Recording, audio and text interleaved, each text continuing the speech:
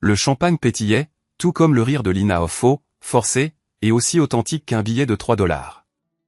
Je la regardais, de l'autre côté de la table, chez Romano's, le resto le plus chic de la ville, pour notre dîner d'anniversaire.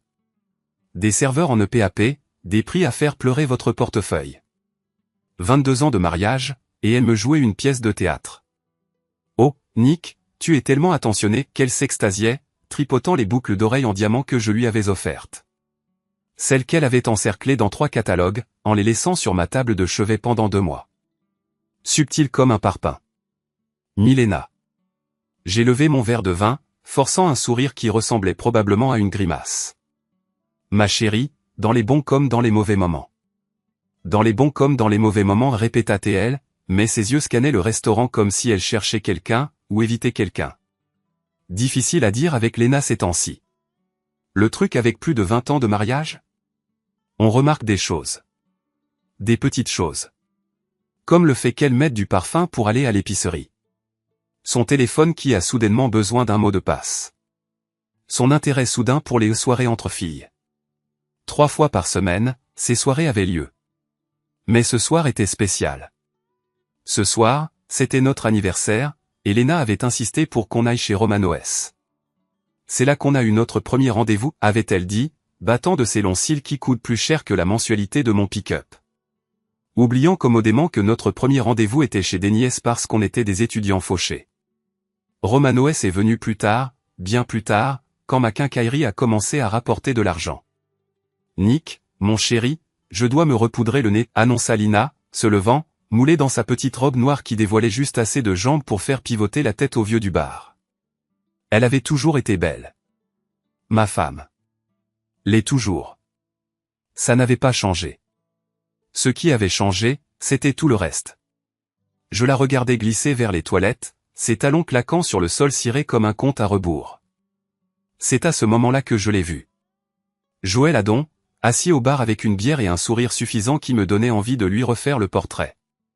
Un de ces types qui semblent tout droit sortis d'un magazine de fitness.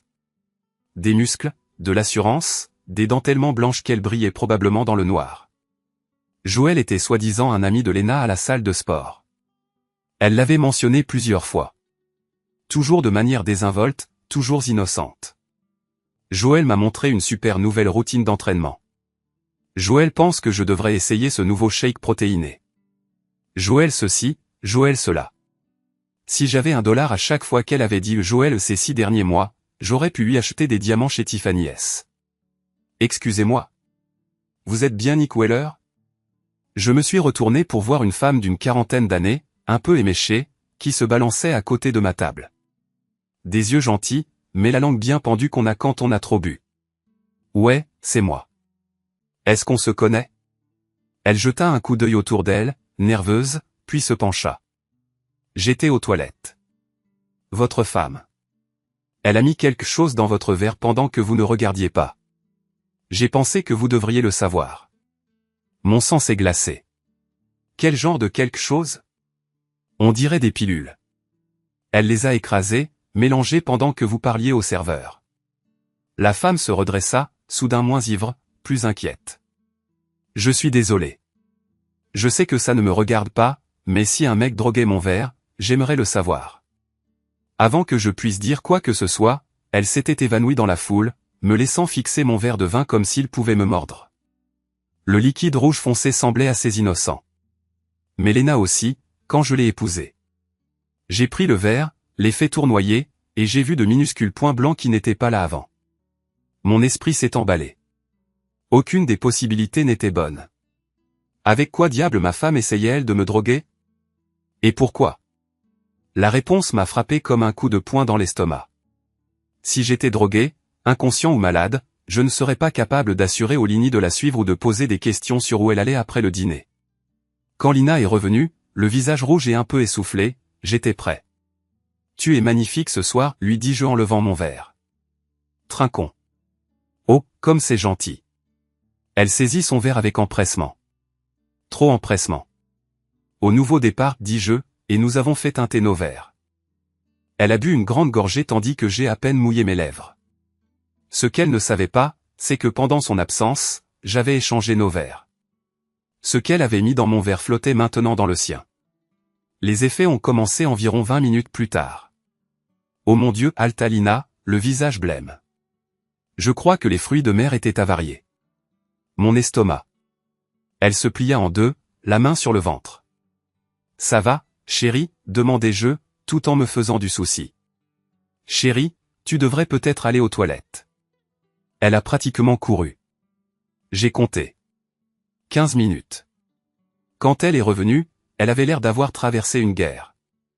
Je crois qu'on devrait rentrer à la maison, chuchota-t-elle, de la sueur sur le front. Bien sûr, ma chérie. Laisse-moi demander l'addition.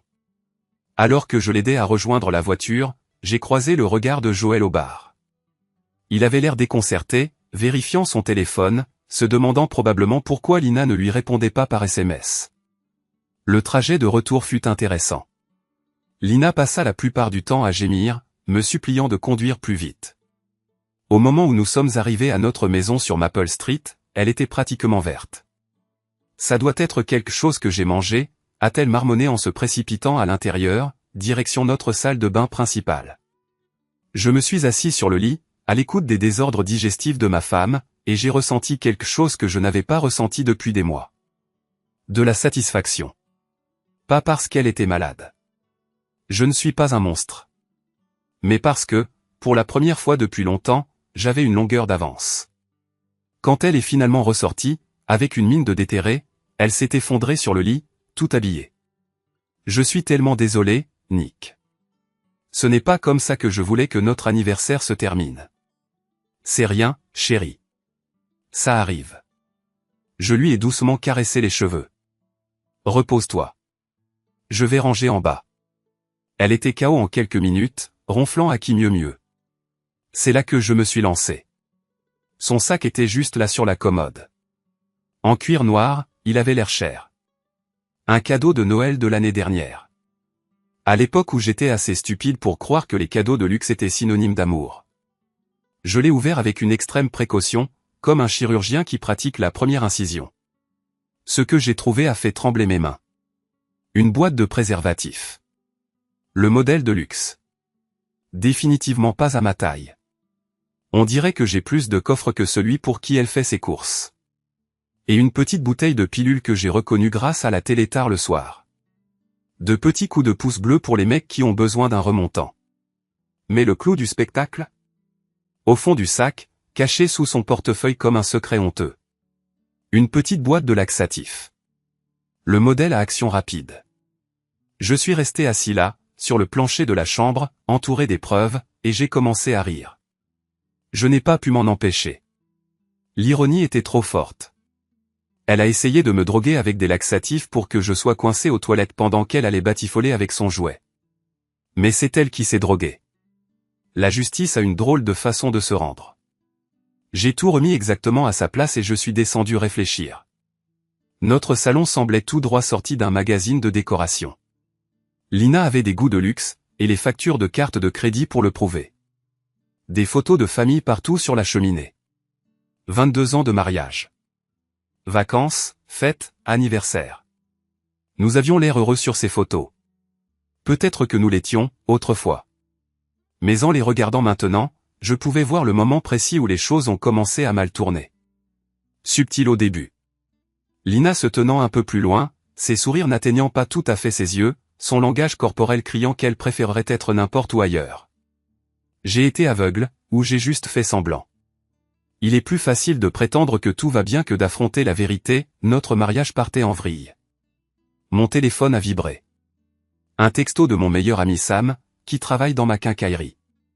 Comment s'est passé le dîner d'anniversaire ? Est-ce qu'elle a aimé les boucles d'oreilles ? J'ai fixé le message pendant une bonne minute, puis j'ai répondu, le dîner a été très instructif. Je t'en parlerai demain. Tout va bien, patron ? Tout va bientôt aller. J'ai éteint le téléphone et je me suis assis dans le noir, planifiant mon prochain coup. Si Lina pensait qu'elle pouvait jouer avec moi, elle allait apprendre que je jouais aux échecs pendant qu'elle en était encore aux dames. Cette femme qui m'a mis en garde au restaurant m'a rendu un plus grand service qu'elle ne le saura jamais. Elle m'a ouvert les yeux sur ce qu'était réellement ma femme. Une menteuse, une tricheuse, une manipulatrice qui pensait que j'étais trop stupide pour m'en apercevoir. Mais j'avais tout remarqué. Les nuits tardives, les nouveaux vêtements, l'intérêt soudain pour le fitness. La façon dont elle avait commencé à se coiffer différemment. Tous les signes classiques que j'avais été trop confiant pour voir. Eh bien, fini le temps du gentil garçon. Si Lina voulait jouer salement, j'allais lui montrer ce que salir voulait vraiment dire. Le lendemain matin, Lina est sortie de la chambre avec l'air d'avoir été écrasée par un camion. Ses cheveux, d'habitude impeccables, étaient en désordre, son visage était pâle, et elle se déplaçait comme si chaque pas lui faisait mal. « Comment tu te sens, chérie ?» ai-je demandé, en mari attentionné, en lui tendant une tasse de café. « Horrible » a-t-elle gémi, s'affalant sur une chaise de la cuisine. « Je n'arrive pas à croire que j'ai eu une intoxication alimentaire le jour de notre anniversaire. Je suis tellement gêné. » Ça arrive. Le plus important, c'est que tu ailles mieux. Mais ce n'était pas le cas. Je pouvais le voir à la façon dont elle n'arrêtait pas de se tortiller et aux expressions douloureuses sur son visage. Quels que soient ses laxatifs, c'était le cadeau qui continue de donner. « Je crois que je vais me mettre en arrêt maladie aujourd'hui », a-t-elle dit en sortant son téléphone. « Bonne idée. Tu devrais te reposer. » Je l'ai regardé faire défiler ses messages, et son visage a changé quand elle a trouvé ce qu'elle cherchait. Un petit froncement de sourcils entre ses sourcils, et elle a tapé quelque chose rapidement. « Je retourne me coucher », a-t-elle annoncé en se levant avec précaution. « Je t'apporterai de la soupe plus tard. » Dès qu'elle a été en haut, j'ai attrapé mes clés et je suis allé au magasin. Sam était déjà là, en train d'organiser l'inventaire comme s'il faisait ça depuis 15 ans. « T'as une de ces gueules », a-t-il dit sans lever les yeux de son presse-papier. « Merci pour l'encouragement. Sérieusement, qu'est-ce qui s'est passé hier soir ? T'avais l'air bizarre dans ton texto. » Sam était le genre d'ami dont tout le monde a besoin.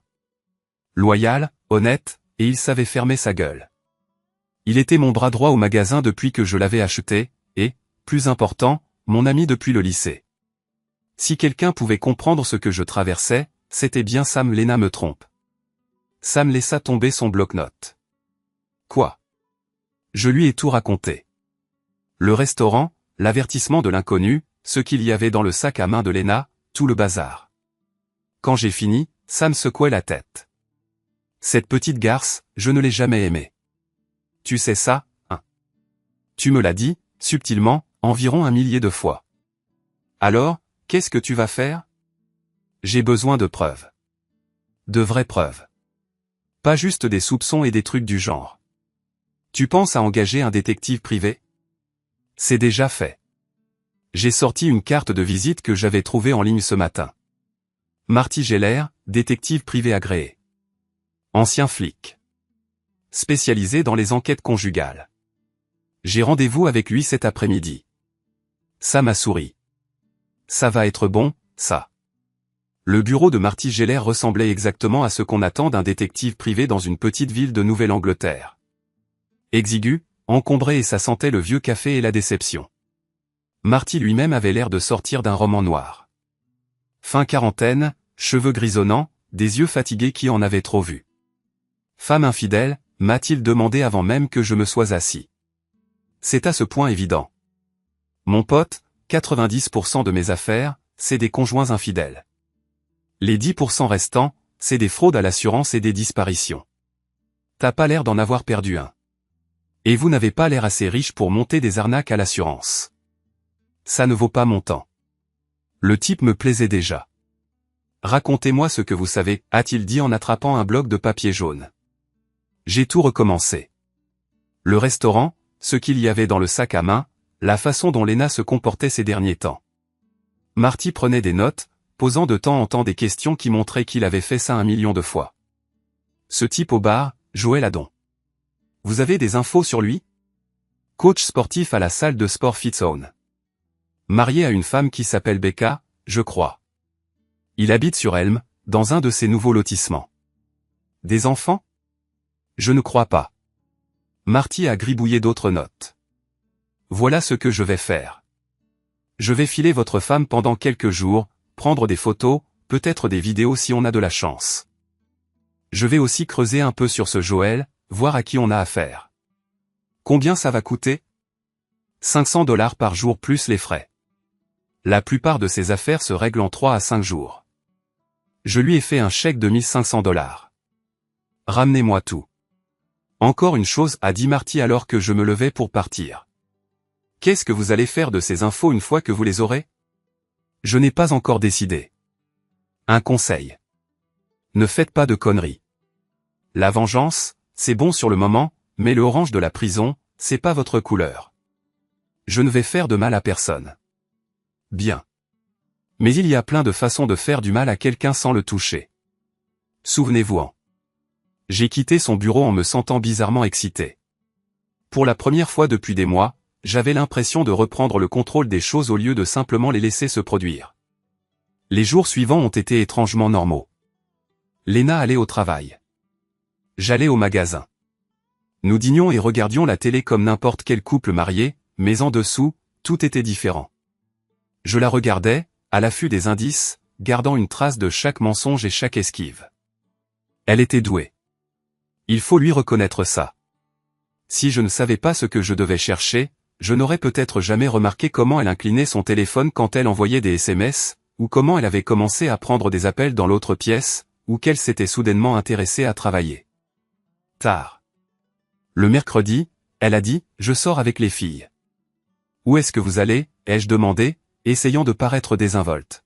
« Juste dîner et boire un verre. » Tu sais comment Ray et Chloé sont quand ils veulent se raconter des choses. Ray et Chloé étaient des collègues de Lena, et ils aimaient bien se raconter des choses autour de vin cher et de potins. Mais quelque chose dans la façon dont Lena l'a dit m'a fait penser qu'elle n'allait pas du tout les voir. Amuse-toi bien. Ne m'attends pas.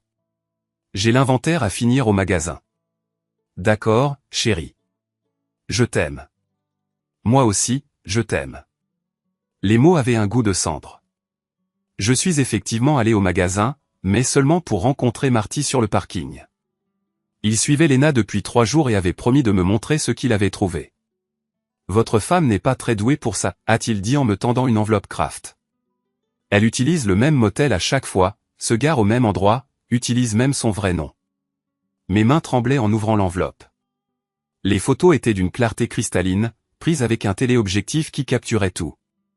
Lena entrant dans le motel Sleepy Inn sur la route 9, Lena embrassant Joël sur le parking, Lena et Joël entrant ensemble dans la chambre 214. Il y a plus, a dit Marty à voix basse. Les photos suivantes montraient Joël quittant le motel seul environ 1 heure plus tard, avec l'air énervé. Puis Lena est sortie 20 minutes après, avec l'air contrarié, elle aussi. Qu'est-ce qui s'est passé, selon vous, ai-je demandé. D'après le langage corporel et le timing, je dirais que Roméo avait quelques problèmes. Votre femme avait l'air sacrément déçue quand elle est partie. J'ai failli sourire. Les laxatifs dans son sac à main prenaient soudainement tout leur sens. Elle avait prévu de me droguer pour que je sois complètement à l'ouest pendant qu'elle retrouverait Joël. Sauf qu'elle s'était droguée elle-même et avait raté leur rendez-vous. Joël devait se demander où elle était passée toute la nuit. Il y a autre chose, reprit Marty.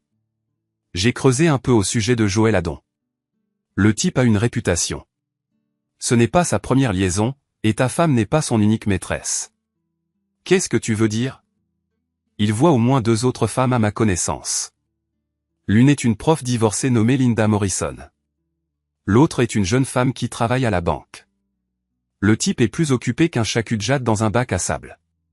Les mauvaises nouvelles n'arrêtaient pas de tomber. Non seulement ma femme me trompait, mais elle me trompait avec un serial trompeur qui jonglait avec les femmes. L'humiliation me brûlait comme de l'acide. Et sa femme?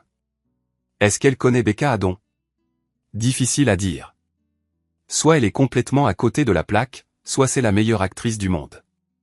J'ai surveillé leur maison, et elle semble vaquer à ses occupations comme si de rien n'était. Mais les femmes sont douées pour cacher les choses. Je fixais les photos, l'esprit en ébullition. Je veux que tu continues à les suivre. Je veux tout savoir. Quand ils se rencontrent, où ils vont, ce qu'ils font. Tout. Qu'est-ce que tu prépares, Nick? Je prévois de leur donner exactement ce qu'ils méritent. Marty étudiait mon visage.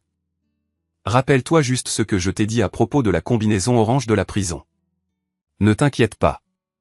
Ce que j'ai en tête est parfaitement légal. Humiliant, mais légal. J'ai conduit jusqu'à la maison avec les photos qui me brûlaient le siège. Léna n'était pas encore rentrée, probablement en train de noyer son chagrin avec ses copines, en leur racontant une histoire à dormir debout sur sa mauvaise soirée. Mais quand je me suis garé devant la maison, sa voiture était déjà là. Les lumières étaient allumées, et à travers la fenêtre, je pouvais la voir faire les 100 pas, le téléphone à l'oreille. Je suis resté assis une seconde dans mon pick-up, à regarder ma femme, avec qui j'étais marié depuis 22 ans, mentir à quelqu'un d'autre comme elle me mentait à moi. Puis je suis sorti, j'ai affiché mon plus beau visage de mari inquiet, et je suis entré pour jouer mon rôle. « Salut, chérie, tu es rentré tôt », ai-je lancé. Elle a raccroché vite et s'est tournée vers moi avec un sourire qui n'atteignait pas ses yeux. Les filles ont décommandé à la dernière minute. Le gosse de Ray est malade, la tuile. Ça te dit popcorn et film? Ça a l'air parfait. Nous avons passé la soirée sur le canapé, sa tête sur mon épaule, à regarder une comédie romantique qui me donnait envie de balancer la télécommande à travers l'écran. Mais j'ai joué le mari aimant, en lui caressant les cheveux, en émettant les bons sons au bon moment. À l'intérieur, pourtant, je planifiais sa chute comme une opération militaire. Vendredi matin, pluie, ciel gris, ça correspondait parfaitement à mon humeur. Léna se préparait pour le travail, en fredonnant une chanson pop, en se maquillant comme une pro. Je la regardais depuis le lit, en me demandant comment quelqu'un pouvait avoir l'air si innocent tout en étant si sacrément malhonnête. « Je serai peut-être en retard ce soir », dit-elle en évitant mon regard dans le miroir. Grosse présentation lundi, l'équipe veut bosser tout le week-end, vendredi soir. Tu sais comment c'est, le marketing. Les dates limites ne se soucient pas des week-ends. Je savais exactement comment c'était, le marketing. J'étais marié à quelqu'un qui travaillait dans le marketing depuis plus de 20 ans. Du travail le week-end, ça arrivait, mais pas comme ça. Pas avec cette énergie nerveuse et ce manque de contact visuel qui hurlait, menteuse. Bon, ne travaille pas trop. Je vais probablement dîner avec Sam, de toute façon. Elle s'est visiblement détendue. C'est sympa. Ça fait longtemps que vous n'avez pas traîné ensemble. Après son départ, j'ai appelé Marty. Ils se rencontrent ce soir, lui ai-je dit. Elle est déjà en train de préparer le terrain pour son retard. Je serai prêt. Tu es sûr de vouloir faire ça? J'en suis sûr. D'accord. Rendez-vous au magasin de bricolage à 7 heures. On reverra le plan. J'ai passé la journée au magasin, à essayer de me concentrer sur les clients, l'inventaire, mais mon esprit n'arrêtait pas de vagabonder vers ce qui allait arriver.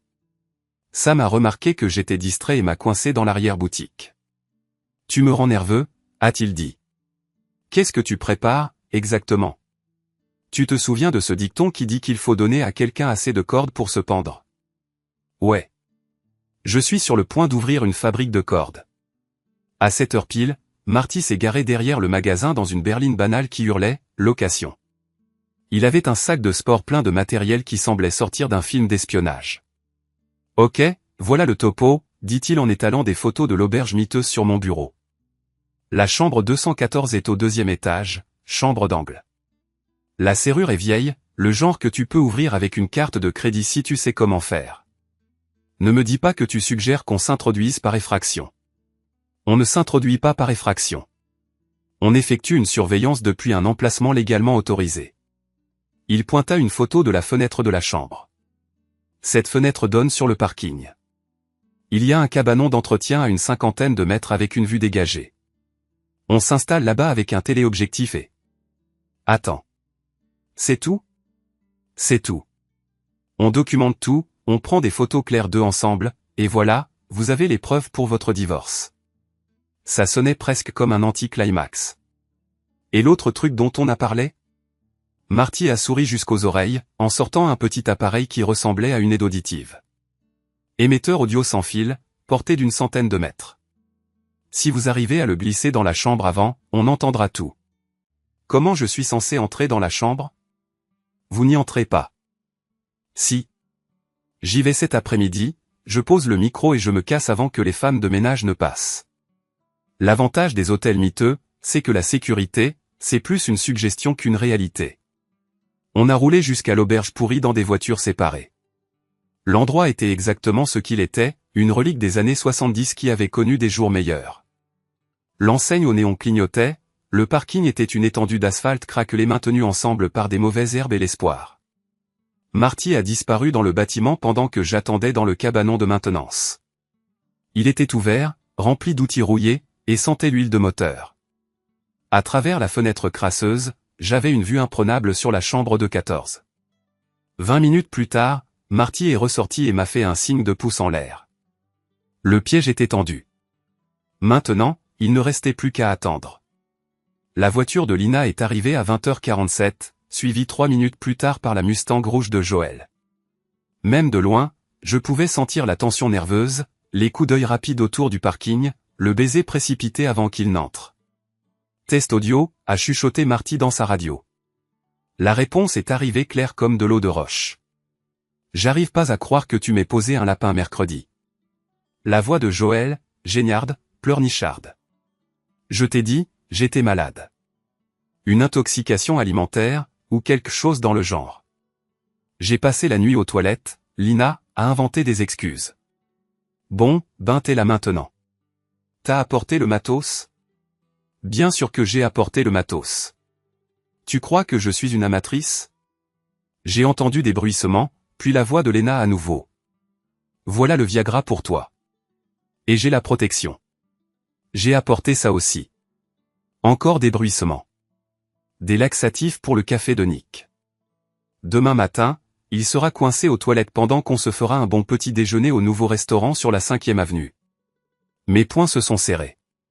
Elle comptait encore me droguer. T'es diabolique, a dit Joël. Mais il avait l'air impressionné, pas dégoûté. J'aime ça chez une femme. Alors prends ta petite pilule bleue et montre-moi à quel point t'as envie.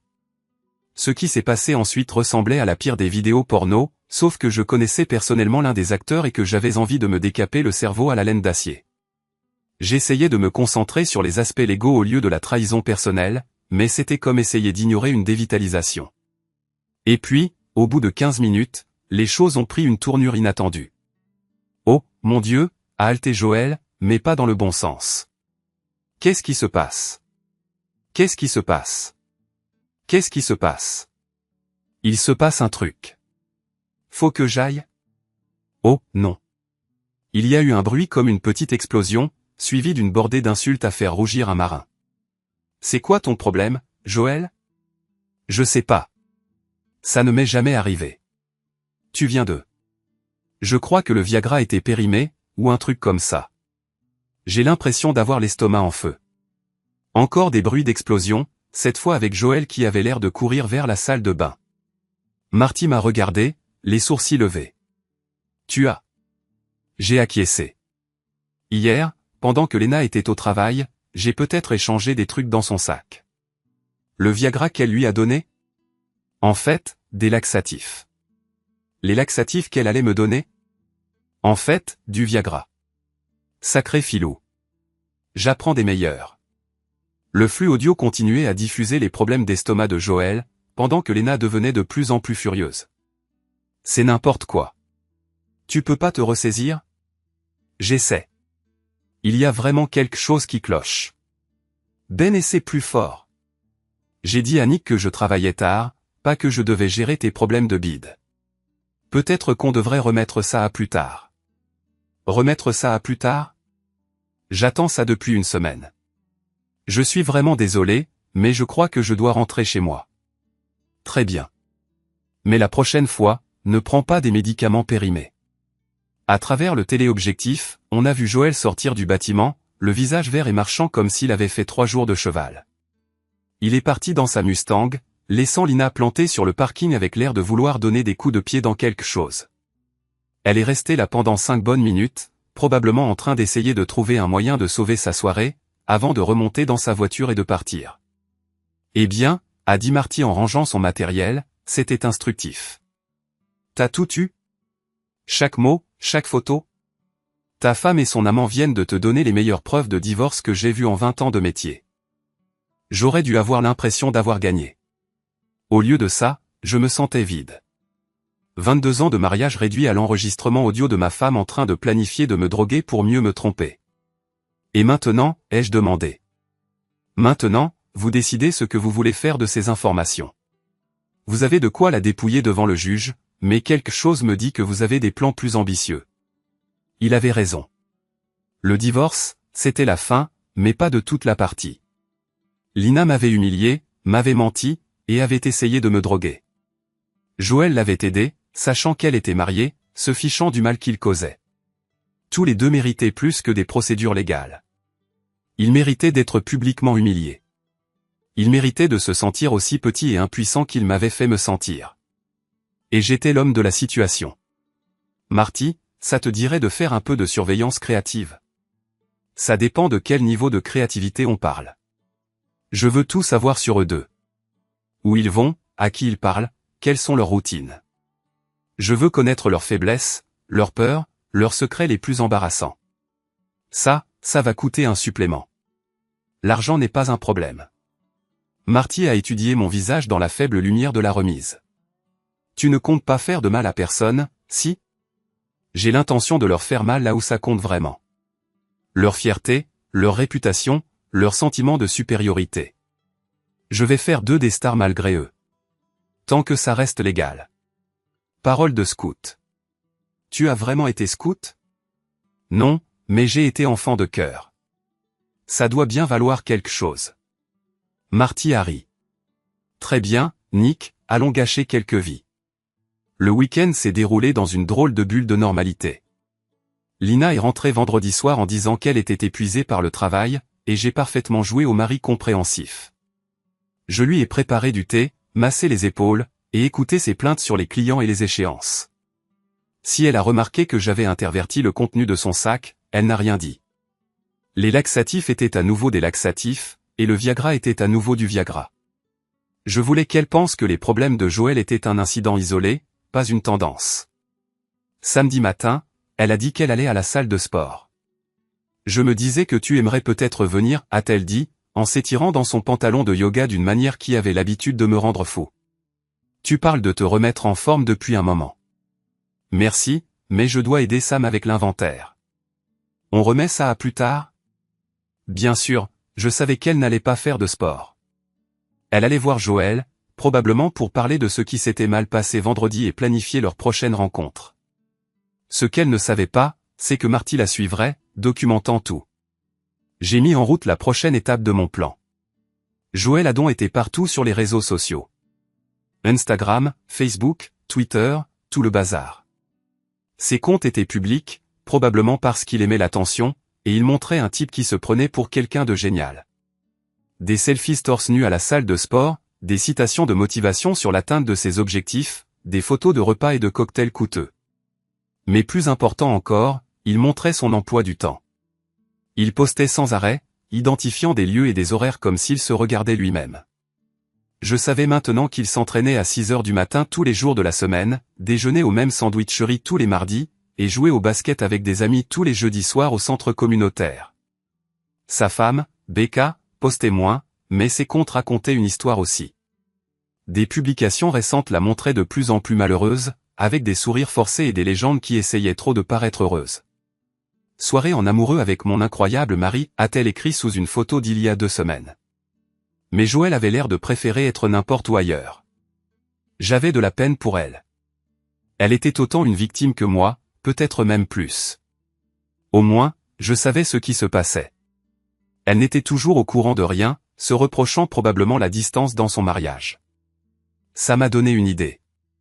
J'ai créé un faux compte email et j'ai envoyé à Becca un message simple.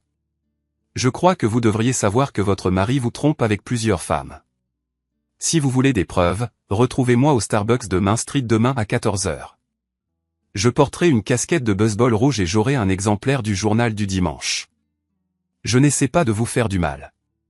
J'essaie de vous aider à voir la vérité. J'ai signé à un ami et j'ai appuyé sur envoyer avant de pouvoir changer d'avis. Dimanche après-midi, j'étais assis au Starbucks avec ma casquette rouge, j'avais l'impression d'être dans un film d'espionnage ringard. J'avais pris une table près de la fenêtre pour pouvoir surveiller le parking, et j'avais même apporté de vrais journaux en guise d'accessoires. Becca Adon est entrée pile à 14 h. Elle était encore plus jolie en personne que sur ses photos, avec des cheveux au burn et des yeux verts qui semblaient avoir pleuré. Elle a scanné le café, l'air nerveuse, jusqu'à ce qu'elle me repère avec ma casquette rouge. « C'est vous qui m'avez envoyé l'email ?» a-t-elle demandé, en se glissant sur la chaise en face de moi. « Ouais. » Merci d'être venu. Je ne savais pas si vous viendriez. J'ai failli renoncer. Elle serrait une tasse de café entre ses mains comme si c'était une bouée de sauvetage. Mais les choses sont bizarres ces derniers temps. Joël est distant, secret. Je n'arrête pas de me dire que je suis paranoïaque. Mais vous n'êtes pas paranoïaque. J'ai fait glisser une enveloppe en manille sur la table. Je suis désolé de devoir vous montrer ça, mais vous méritez de connaître la vérité. Ses mains tremblaient en ouvrant l'enveloppe et en regardant les photos que Marty avait prises. Son visage a exprimé toute une gamme d'émotions, la confusion, la reconnaissance, la blessurée, finalement, la colère. « C'est qui, elle » demanda-t-elle en pointant une photo de Joël embrassant Lena sur le parking du motel. « Elle s'appelle Lena Weller. Elle est mariée, en plus. Et vous êtes » ? « Nick Weller. Le mari de Lena. » Becca m'a fixé longuement, puis a éclaté de rire. Ce n'était pas un rire joyeux. « On est donc deux crétins » a-t-elle fini par lâcher.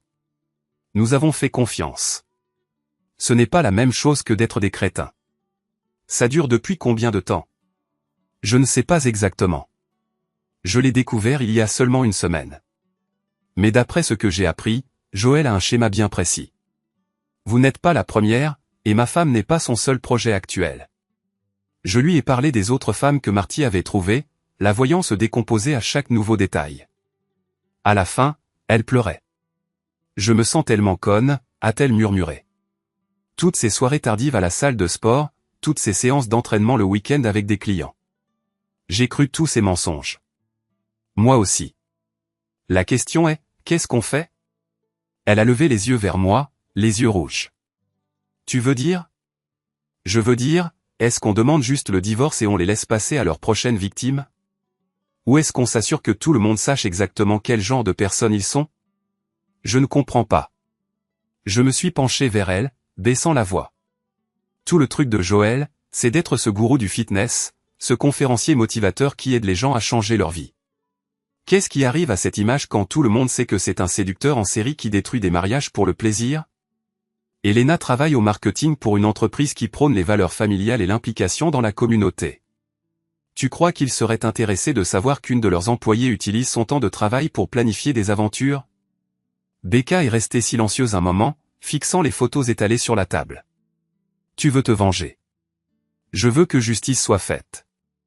C'est différent. Vraiment? La vengeance, c'est blesser les gens parce qu'ils t'ont blessé. La justice, c'est s'assurer qu'il y ait des conséquences à de mauvaises actions. Si on ne fait rien, ils vont continuer à faire ça à d'autres personnes. Elle a ramassé les photos et les a remises dans l'enveloppe. Tu as quoi en tête? J'ai souri.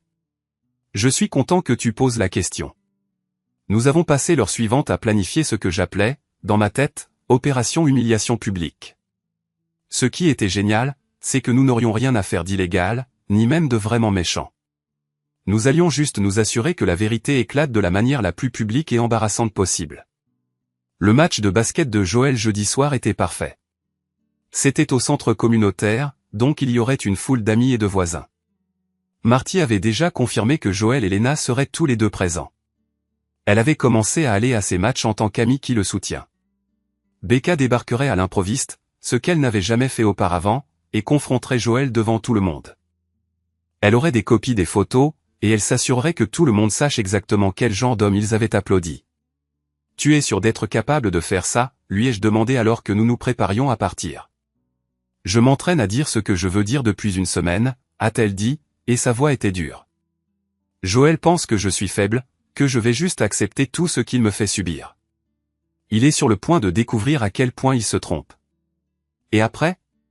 Tu as un endroit où rester? Ma sœur vit à Boston. Je peux rester chez elle le temps de voir venir. Bien. Et Becca, je suis désolé que ça te soit arrivé. Tu ne mérites pas ça. Toi non plus. Nous nous sommes serrés la main sur le parking, deux personnes blessées qui avaient trouvé de la force et une raison de travailler ensemble. Jeudi ne pouvait pas arriver assez vite. Lundi et mardi ont traîné en longueur. Lena suivait sa routine habituelle, aller au travail, rentrer à la maison, jouer à la femme dévouée. Mais je pouvais voir les fissures dans son jeu maintenant, la façon dont elle vérifiait constamment son téléphone, les petits sourires quand elle pensait que je ne regardais pas, la manière dont elle planifiait soigneusement son emploi du temps pour pouvoir s'éclipser et retrouver Joël. Mercredi soir, elle a dit qu'elle allait au match de basket de Joël. Depuis quand tu t'intéresses au basket, ai-je demandé. Depuis que j'ai réalisé que je devrais être plus supportive envers mes amis. Joël a eu une si bonne influence sur ma routine sportive, le moins que je puisse faire est de l'encourager. C'est très attentionné de ta part. Je trouve aussi. Jeudi soir, je me suis garé sur le parking du centre communautaire, à un endroit d'où je pouvais voir l'entrée. Marty était à l'intérieur, filmant tout avec une caméra déguisée en coque de téléphone. Becca attendait dans sa voiture, l'enveloppe de photos sur le siège passager, se préparant à ce qu'elle allait faire. L'équipe de Joël gagnait, et il se pavanait. Chaque tir, chaque interception, chaque mouvement en défense, il le faisait avec un effet de style. Dans les gradins, Lena l'encourageait comme une folle, assez fort pour que les gens lui lancent des regards bizarres. Du genre, depuis quand la femme de Nick Weller s'intéresse au basket? À la mi-temps, Becca est arrivée. Elle s'est pointée dans ce gymnase comme si elle en était la proprio, la tête haute, les épaules en arrière, l'incarnation de la femme trompée en quête de vengeance. Tout le monde l'a remarqué du premier coup. La femme de Joël n'était jamais venue à un match auparavant. Sa présence a déclenché des murmures dans la foule. Joël l'a vue et s'est figé, son visage blême. Il a compris. On ne sait pas trop comment, il a compris que ça n'allait pas être joli. Becca a carrément foncé sur le terrain, ignorant l'arbitre qui essayait de l'arrêter, et s'est plantée devant son mari. « Bonjour, Joël », a-t-elle dit, assez fort pour que tout le gymnase l'entende. « Surprise de me voir ? Becca, qu'est-ce que tu fabriques ici ? Je suis en plein match.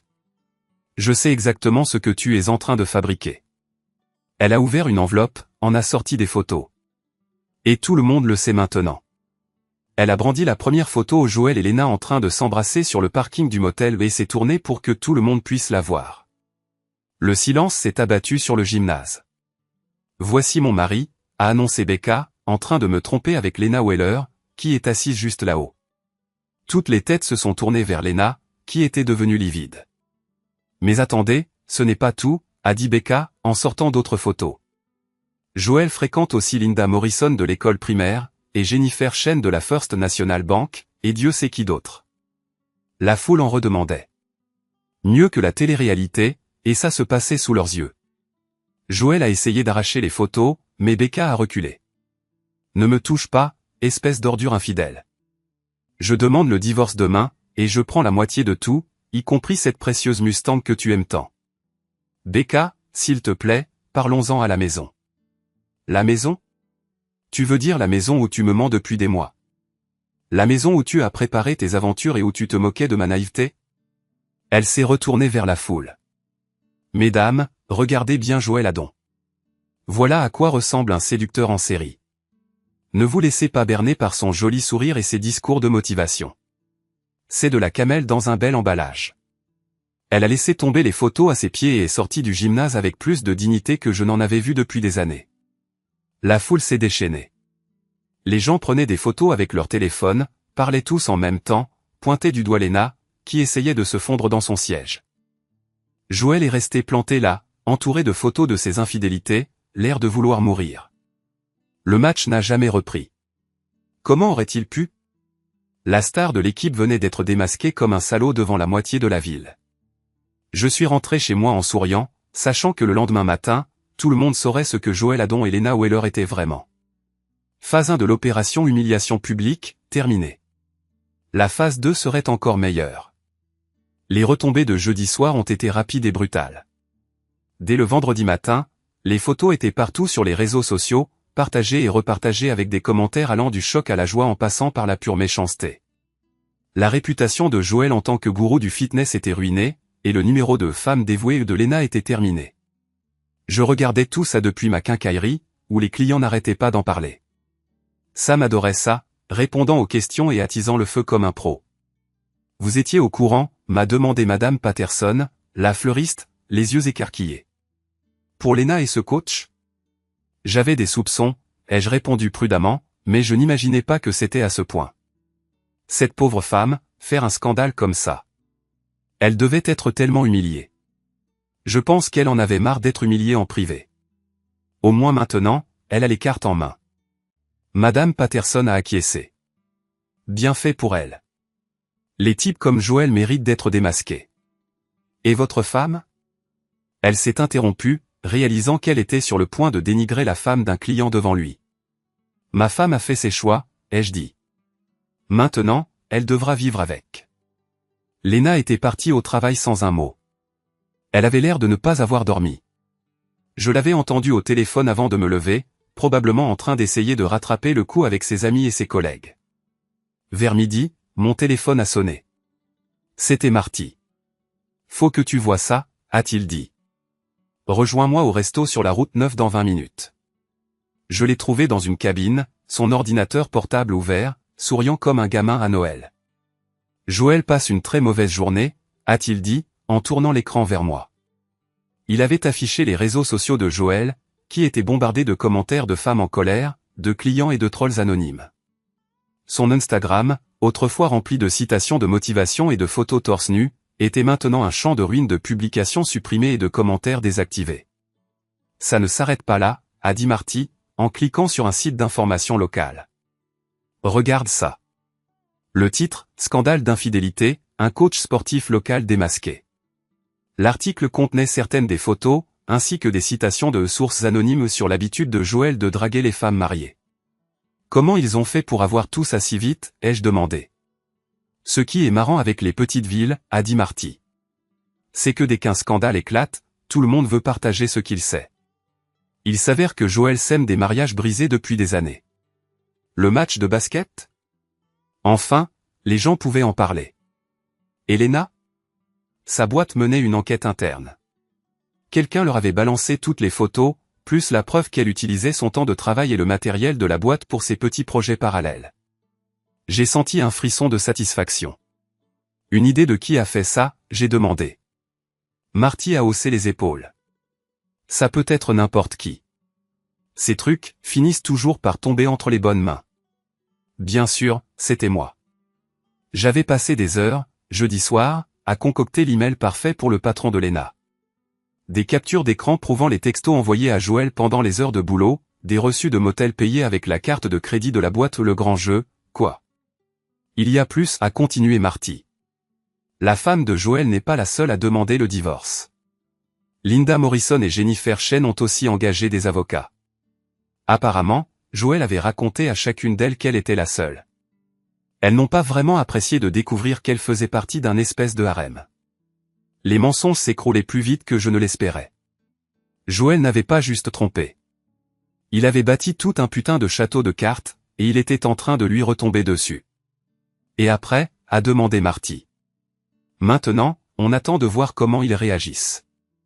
Les gens désespérés font des conneries. Et je veux être prêt quand ils en feront. Je n'ai pas eu à attendre longtemps. Ce soir-là, Léna est rentrée à la maison avec une mine de déterré. Les yeux rouges, les cheveux en bataille, elle se déplaçait comme si elle portait le poids du monde sur ses épaules. Il faut qu'on parle, a-t-elle dit, direct comme ça. Ouais, je m'en doutais. On s'est assis dans le salon, entouré de 22 ans de souvenirs, face à la fin. Je suppose que tu es au courant, a-t-elle fini par dire. Difficile de passer à côté. Toute la ville en parle. Je suis désolé, Nick. Je suis vraiment, vraiment désolé. Désolé de t'être fait prendre, ou désolé de l'avoir fait? Elle a marqué une pause. Les deux, je suppose. Depuis combien de temps, Léna? Combien de temps ça dure avec Joël? Environ 6 mois. Mais quoi? Il y en a eu d'autres avant Joël. Pas beaucoup? Mais ça m'a fait l'effet d'un coup de poing. Je pensais que Joël était une histoire récente. L'idée qu'il y en ait eu d'autres, que tout notre mariage soit bâti sur des mensonges, c'était trop. Pourquoi, ai-je demandé. Qu'est-ce que j'ai mal fait? Qu'est-ce que je ne te donnais pas? Rien, a-t-elle dit rapidement. Tu n'as rien fait de mal. Tu es un homme bien, Nick. Tu l'as toujours été. C'est ça le problème. Je ne comprends pas. Tu es sûr. Prévisible. Tu rentres à la maison tous les soirs. Tu paies les factures. Tu te souviens des anniversaires de mariage et des anniversaires. Tu es tout ce qu'une femme devrait vouloir chez un mari. Mais je voulais de l'excitation. Je voulais me sentir désirée, courtisée, dangereuse. Je voulais me sentir revivre. Alors tu as décidé de détruire notre mariage au lieu de m'en parler. Je pensais pouvoir avoir les deux. Je pensais pouvoir te garder et vivre mes aventures à côté. Je n'ai jamais voulu que ça aille aussi loin. Tu as essayé de me droguer, Lena. Tu as mis du laxatif dans mon verre pour pouvoir aller baiser avec ton amant sans que je te casse les pieds. Jusqu'où ça pouvait aller? Elle a commencé à pleurer, des sanglots moches. Je sais comment ça sonne. Je sais à quel point c'est horrible. Mais j'étais tellement dedans, et Joël n'arrêtait pas d'en demander plus de temps, et je ne savais pas comment. Comment quoi? Être honnête? Avoir un minimum de respect pour l'homme que tu as épousé. J'allais arrêter, a-t-elle dit, désespérée. Après notre anniversaire de mariage, j'allais rompre avec Joël et me concentrer sur nous. Des conneries. Tu avais prévu de me droguer encore ce week-end. J'ai trouvé les textos. Son visage est devenu blanc. Tu m'espionnes. Je me protège de quelqu'un qui essayait activement de me faire du mal. Il y a une différence. On est resté assis là, silencieux, le poids de 22 ans pesant sur nous. Qu'est-ce qui va se passer maintenant, a-t-elle fini par demander. Maintenant, tu fais tes valises et tu trouves un autre endroit où dormir. Je vais déposer les papiers du divorce lundi. Nick, s'il te plaît. On ne peut pas essayer une thérapie de couple? On ne peut pas surmonter ça. Surmonter quoi? La tromperie? Les mensonges? La tentative d'empoisonnement? Quelle partie de ce cauchemar tu crois qu'une thérapie de couple va réparer? Je t'aime, a-t-elle murmuré.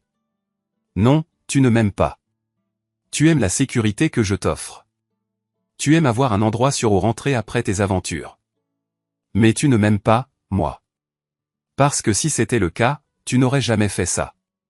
Elle a fait 2 valises et est partie ce soir-là, chez sa sœur, à l'autre bout de la ville. Je l'ai regardée partir, sans rien ressentir. Comme si je regardais la fin de la vie de quelqu'un d'autre. La maison était différente sans elle. Pas vide, exactement, mais plus propre.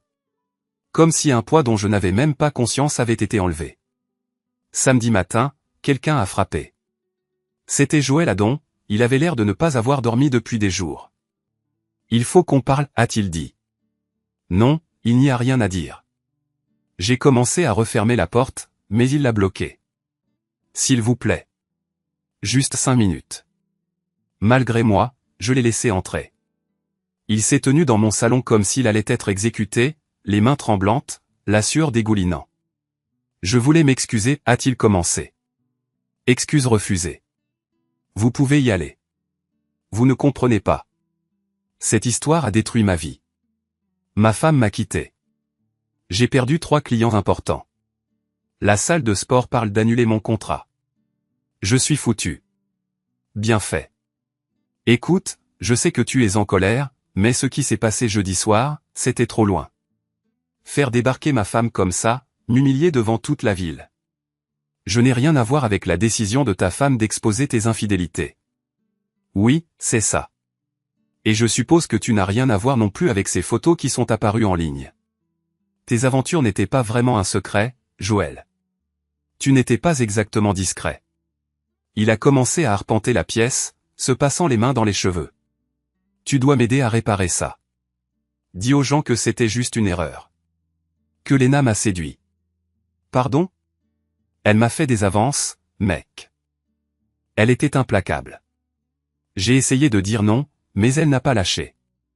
La rage que je retenais depuis des semaines a enfin trouvé une cible. Je me suis approché de Joël, assez près pour voir la peur dans ses yeux. Que les choses soient claires, dis-je, d'une voix très basse. Ma femme est une menteuse infidèle. Mais elle ne t'a forcé à rien. Tu l'as draguée. Tu l'as séduite, et tu l'as aidée à planifier comment me piéger. Tu n'es pas une victime ici. Tu es un prédateur. Ce n'est pas. Je veux dire, ce n'était pas comme ça. Sors de chez moi, Nick. S'il te plaît. Sors. Il est parti en vitesse, sentant sans doute que j'étais sur le point de faire quelque chose qui me vaudrait un séjour en prison. Je l'ai regardé s'éloigner dans sa précieuse Mustang, sachant que ce n'était pas la dernière fois que j'entendrais parler de lui. J'avais raison. Dimanche matin, je me suis réveillé pour découvrir les pneus de mon pick-up crevés et, connard, tagués à la bombe sur la porte de mon garage. Du vandalisme de débutant. Le genre de truc qu'un mec désespéré fait quand il n'a plus d'option. J'ai appelé les flics, j'ai déposé une plainte, et j'ai bien pris soin de mentionner que Joël Adon m'avait menacé la veille. L'agent qui s'est pointé, un certain Mike Torres qui était au lycée avec moi, a pris des photos et a promis de s'en occuper. Le type a l'air d'un sacré spécimen, dit-il en secouant la tête devant le tag. T'inquiète, Nick. On va le choper. Ils l'ont chopé. Joël a été arrêté lundi après-midi pour vandalisme et dégradation. Apparemment, un tas de voisins avaient des caméras de surveillance qui l'ont filmé en flagrant délit, et sa Mustang rouge n'était pas exactement discrète. L'arrestation a fait la une du journal local, ajoutant une couche supplémentaire d'humiliation à son embarras public. Le titre disait « Coach discrédité arrêté pour vandalisme » et l'article reprenait l'incident du match de basket et ses aventures. Léna m'a appelé ce soir-là, en pleurant et en disant qu'elle était désolée. « J'ai entendu parler de ton pick-up, dit-elle. Je suis tellement désolée. » Joël a perdu la tête. Joël fait face aux conséquences de ses actes. Ce à quoi tu devrais peut-être réfléchir. Qu'est-ce que tu veux dire? Je veux dire que tu n'es pas innocente dans cette histoire, Léna. Tu as aidé à planifier la drogue. Tu as utilisé du matériel de la boîte pour ton aventure. Tu m'as menti pendant des mois. Joël n'est pas le seul à payer. Tu me menaces? Je t'informe. L'entreprise enquête toujours, et j'ai la preuve de tout ce que tu as fait. Si j'étais toi, je commencerais à chercher un nouveau boulot. Elle est restée silencieuse pendant un long moment. Tu as changé, Nick. Avant, tu étais gentil. Avant, j'étais naïf. Il y a une différence. Mardi, j'ai appris que Léna avait été virée de son travail. La raison officielle était « violation de la politique de l'entreprise », mais tout le monde savait ce que cela signifiait vraiment. Le mot s'est répandu vite dans une petite ville, surtout quand il s'agit d'un scandale. Mercredi, j'ai reçu les papiers du divorce par son avocat. Elle essayait de prendre les devants, espérant probablement sauver quelque chose du désastre de notre mariage. Ses exigences étaient une blague. La moitié de tout, y compris la maison et mon entreprise, plus une pension alimentaire. J'ai envoyé les papiers à mon avocate, une certaine Carla Martinez, qui était connue pour être impitoyable dans les divorces. Elle a du culot, dit Carla quand nous nous sommes rencontrés jeudi après-midi. Une femme infidèle essaie de droguer son mari, se fait prendre, perd son boulot, et après elle veut la moitié de ses biens. J'en ai vu des audacieuses, mais celle-là bat tous les records. Quelles sont nos chances? Avec les preuves que tu m'as données, elle aura de la chance de récupérer ses vêtements et sa voiture. La tentative de drogue à elle seule suffit à la disqualifier pour tout règlement substantiel. Bien. Il y a une chose, cependant. Son avocat prétend qu'il y a eu des violences psychologiques, disant que tu l'as harcelée, elle et son amant. J'ai senti un frisson. Peuvent-ils le prouver? Peuvent-ils prouver que tu as engagé un détective privé pour documenter ses infidélités? Probablement. Peuvent-ils prouver que tu as planifié la scène lors du match de basket?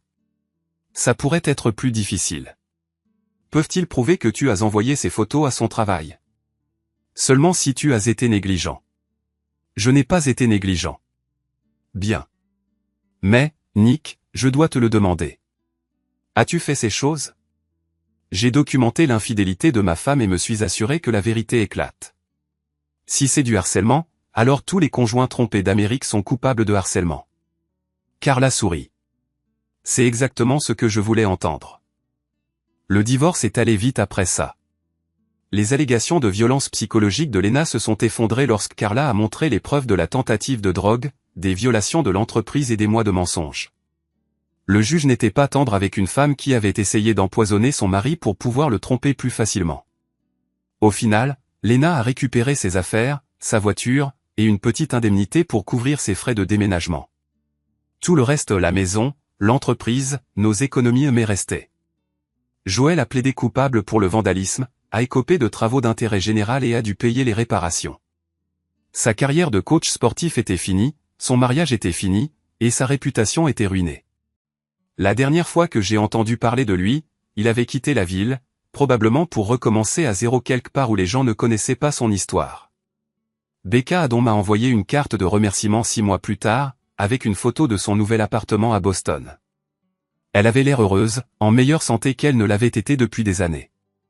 Merci de m'avoir aidé à trouver la force de me défendre, a-t-elle écrit. Je suis enfin libre. Lena a déménagé en Floride, où vivait sa sœur, et a trouvé un emploi dans une petite agence de marketing qui ne faisait probablement pas de vérification d'antécédents. Elle m'a envoyé une lettre une fois, des mois après le divorce, pour s'excuser encore et me demander si on pouvait être amis. J'ai jeté la lettre sans la lire. Les gens de la ville parlent encore du match de basket de temps en temps. Surtout quand quelqu'un de nouveau s'installe ici et a besoin des ragots locaux. L'histoire est devenue de plus en plus folle à chaque fois qu'elle est racontée. Certains disent que Becca a balancé les photos à Joel comme si c'était des confettis. D'autres prétendent que toute la foule l'a hué hors du terrain. Je ne prends pas la peine de rectifier les histoires. La réalité était déjà assez dingue. 6 mois après que le divorce a été prononcé, j'ai croisé Marty à la quincaillerie. Il achetait des trucs pour une rénovation, et on a parlé de connaissances communes et de ce qui se passait en ville. Des regrets, m'a-t-il demandé alors que je l'encaissais. À propos de quoi? De toute cette histoire de vengeance? Certains pourraient dire que tu as dépassé les bornes. J'y ai réfléchi, vraiment. J'ai révélé la vérité sur 2 personnes qui faisaient du mal à des innocents. Je me suis assuré qu'ils paient pour ce qu'ils ont fait. Je me suis protégé de quelqu'un qui essayait de m'arnaquer. Quelle partie de tout ça était excessive, quand tu le présentes comme ça? Pour moi, Lena et Joel ont foutu le bordel eux-mêmes. J'ai juste fait en sorte que tout le monde le sache au lieu qu'il garde ça secret. Marty a hoché la tête, l'air impressionné. Justice est faite, alors. Justice est faite. En le regardant partir, j'ai pensé à combien les choses avaient changé cette année. La maison était plus silencieuse maintenant, mais plus calme aussi. Je n'avais plus à me demander où était ma femme ni avec qui. Je n'avais plus à flipper à l'idée de me faire droguer, mentir ou poignarder dans le dos. J'étais seul, mais pas solitaire. Il y a une différence. Sam a fermé le magasin ce soir-là pendant que je terminais des papiers à l'arrière. En allant à nos voitures, il m'a posé la même question que Marty. Des regrets, patron? J'ai levé les yeux vers le ciel nocturne clair, inspirant l'air frais de l'automne, et j'ai souri. Justin, ai-je dit. Lequel? J'aurais dû le faire plus tôt. Christian vil vente KCF. Okay, lad os tage det her, og så lige noget bambus, og så tilbage til base. Jeg skal også ud og finde en ged på et tidspunkt. Den er lidt vigtig, faktisk. Skriv til mig på Insta, når whitelist er approved. Jeg går AFK lidt nu, så det skal jeg nok sætte. Har du fået løbet lidt egentlig? Eller kunne I ikke sætte det op?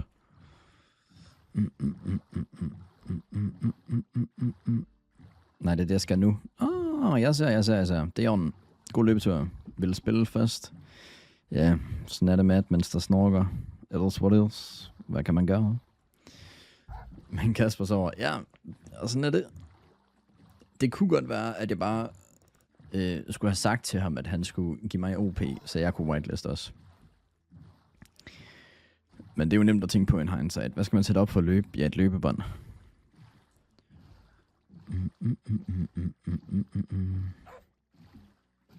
Hvorfor kan jeg ikke se King Christians emotes? Det ved jeg ikke, jeg kan godt se dem. Hvad er formålet med serveren? Vi hygger os bare. Altså, jeg skal have 100% achievements. Hvem kommer ind? Seere, der ikke er AI. Og så skal jeg have 100% achievements.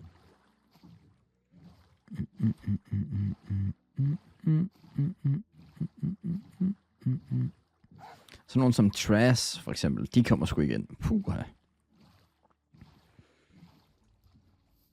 Okay. Hvorfor er det, at han siger som sådan en robot, ham her hunden? Kommer Miss ind? Ja, det tror jeg ikke, nej. Så skal han gerne TP, right?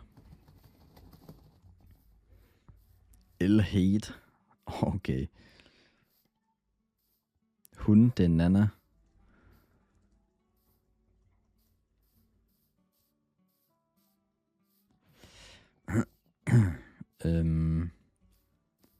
Nå, nu har jeg guldrødder, så nu skal jeg have de her 2 grise med. Kom. Det var så 3. Jeg Hopper skal mod Horsens, god stream. Det er i orden, Icon. Held og lykke med bachelor-geden der. Og tak for det. Du er modig i dag, Cobra. Jamen, jeg sidder lidt i en lortesituation, fordi han har jo giftet et sub til, at jeg skal navngive en af dem. Nana.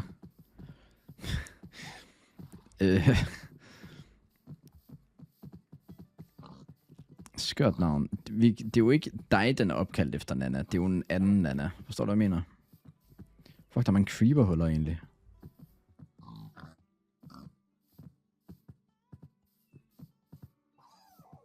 Hallo? Mods, fix den her bug. Peter Pan, Nana. What? Den Nana er ikke Nana. Ja, det er rigtigt. Den Nana med lille N. Du skal bare være glad for, at han ikke valgte en gris, Nana.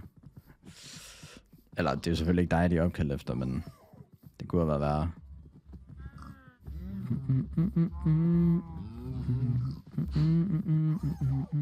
Altså, jeg vil jo egentlig... hvad skal vi gøre her? Skal jeg bare... Jeg kan ikke rigtig få dem der ind, jo. En kæmpe sang her, ja. Jeg ved faktisk ikke, hvorfor den er på. Okay, hvis nu... okay, jeg graver bare ned i et hul. Det er sgu nok det nemmeste.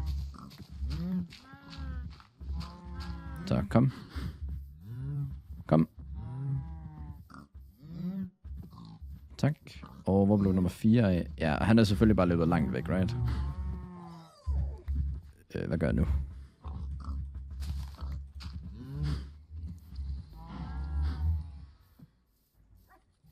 Det er Nana og ikke Nana. Hvad mener du, når det er rigtigt?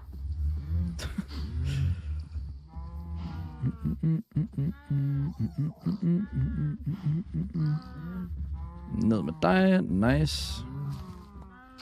Sådan der. Og så kan du lige sætte dig. Jeg vil gerne have dig herinde. Det hedder hunden i Peter Pan. Nå, er der faktisk en hund i Peter Pan? What? Så giver det pludselig mening, hvad du sidder og snakker om. Jeg tænker så, hvad fanden? Hvad bliver der fablet om? Kan jeg sgu ikke huske. Ja, sgu da. Nå. Hvordan er den allerede i queue? Hvad har du sat i queue? Derfor jeg siger det. Ja, det har jeg regnet ud nu, Nana. Jeg kunne ikke regne det ud før, jo. Great view from up here. Altså, er Pingsy... Er han også i gang med at køre 100% achievements, eller hvad? Move a bee nest or beehive with 3 bees inside using silk touch. Use a campfire to collect honey from a beehive. Okay. Vi skal ned og have diamonds nu, tænker jeg.